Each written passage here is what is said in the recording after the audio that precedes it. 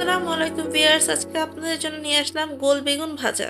এই গোল বেগুনগুলো আমি হলুদ মরিচ দিয়ে এবং লবণ দিয়ে মাখিয়ে নিয়েছি। এখন ফ্রাইং প্যানে তেল দিয়ে দিচ্ছি পরিমাণ মতো। তেল হালকা গরম হয়ে আসলে দিয়ে দিব একে একে সব গোল বেগুনগুলো। গোল বেগুন ভাজা ছোট বড় সবারই অনেক ফেভারিট হয়, আর বাসায় এটা অবশ্যই ট্রাই করবেন আপনারা।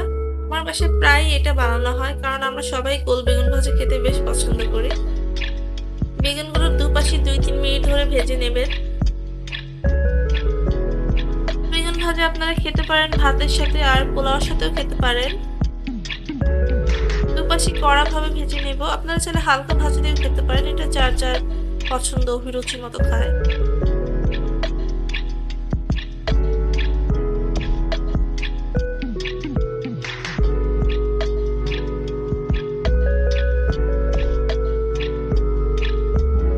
এক সাইড ভাজা প্রায় শেষ হয়ে গিয়েছে, এখন বেগুনটি আমি উল্টিয়ে দিব অপর সাইড ভাজা ভাজা করার জন্য।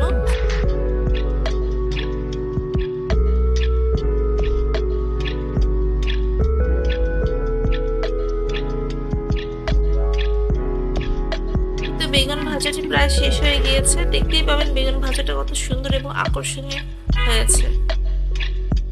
বেগুন ভাজাটি হয়েছে যেমন আকর্ষণীয়, ঠিক তেমনই সুস্বাদু।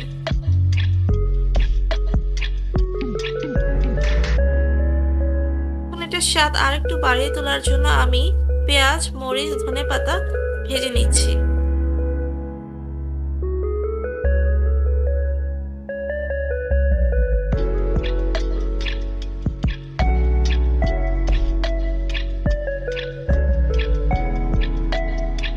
এরকম সহজ টেস্টি রান্না পেতে অবশ্যই আমার চ্যানেলটি সাবস্ক্রাইব করবেন এবং লাইক, কমেন্ট, শেয়ার করতে ভুলবেন না।